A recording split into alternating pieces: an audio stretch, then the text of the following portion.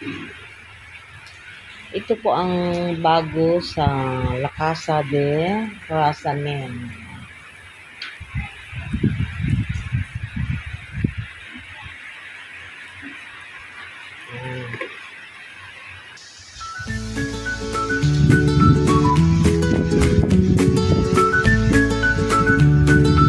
Let's go.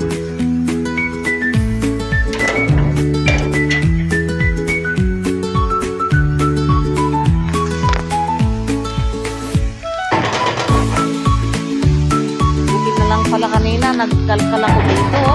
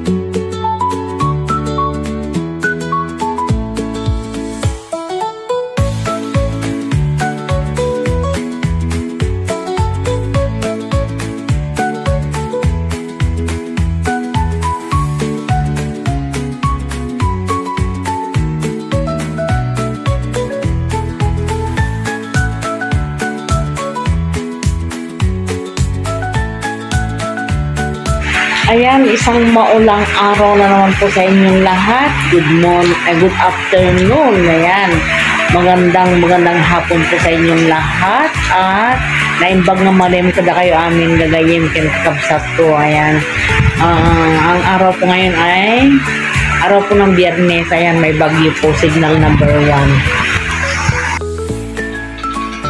1.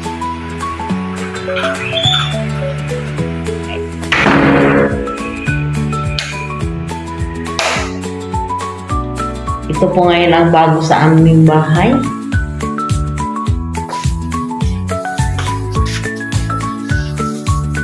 Yan.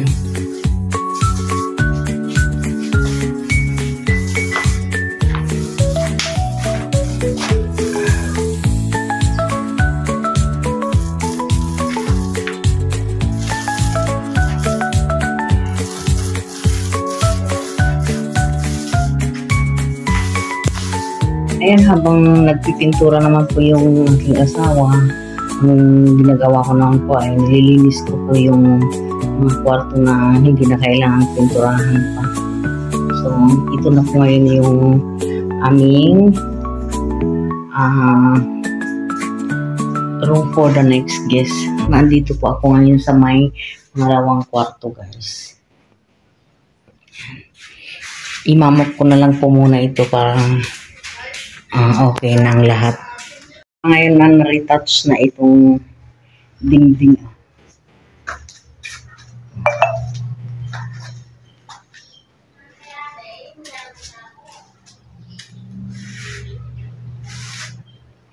Ayan guys, ito na po yung nagawa ko ngayon.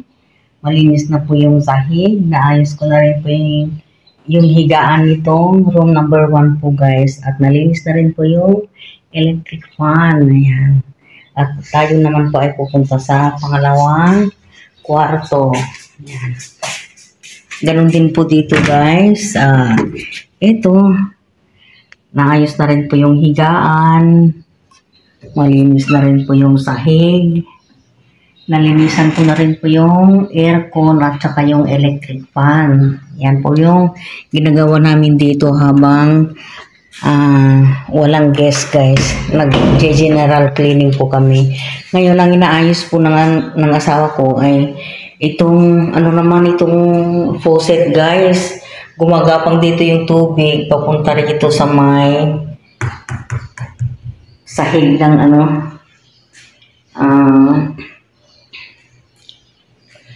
sahig nito. Kako na lang. Medyo nawawala-wala na naman po si Inday. Ito naman ang lilinisan ko ngayon dahil tapos na po yung dalawang kwarto. Dito naman po ako sa may banyo. Yan.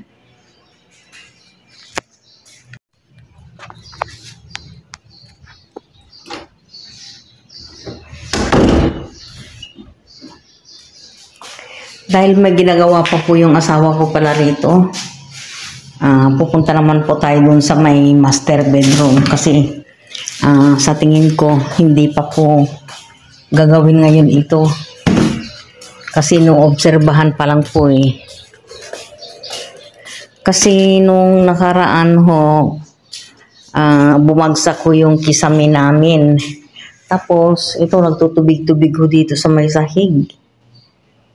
Ganon din po dito sa may banda rito guys. Ngayon iniisip ko baka dahil sa may bidet ganyan. Eh syempre tumatagas po siguro dito sa may gilid dito. Yan. Or else ang findings po pala ng huling nagtingin, baka ho yung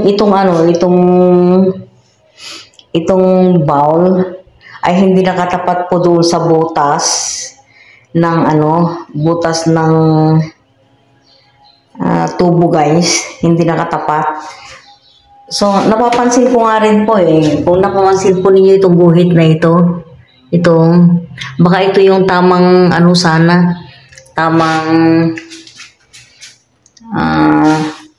tatapatan ng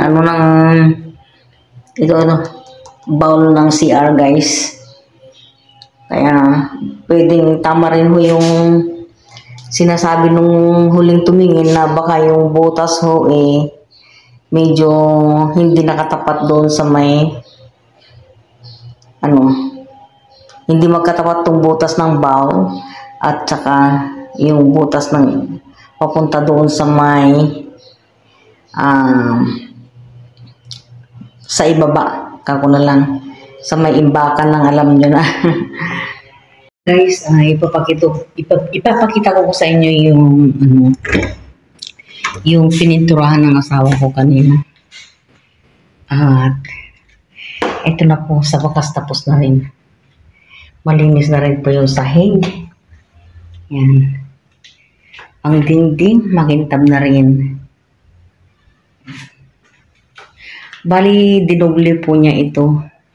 Kasi nung una, nagkataon na kaya hindi niya naayos yung pagkapintura dati nung nakaraan kasi biglang nagkaroon po ng guest na 12 days. Ayan, ito na po ngayon, ito yung finished product po. Malinis na rin po yung ceiling fan. Napunasan na po kanina. Ayan. At dito naman po tayo sa may master. Ayan, tuyo na rin po yung sahig. Awa po ng Diyos. Ayan, ayan na po yung sahig namin. Ito na yung upuan ko dito sa kwarto. Ayan, ito na rin po yung higaan niya. Ayan, naayos na rin po. Ayan, meron din pong chandelier sa itaas. At ito na po yung banyo ngayon.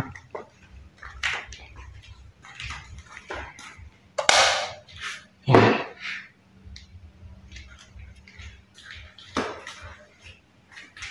Malinis na po. Ayan na. Ayan.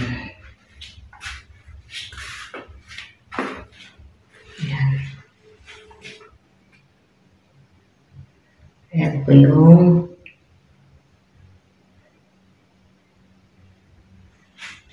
heater. So, ayan, malinis na po ang aming bahay ngayon para sa aming guest for 2 days. Ayan. Malinis na po ang sahig.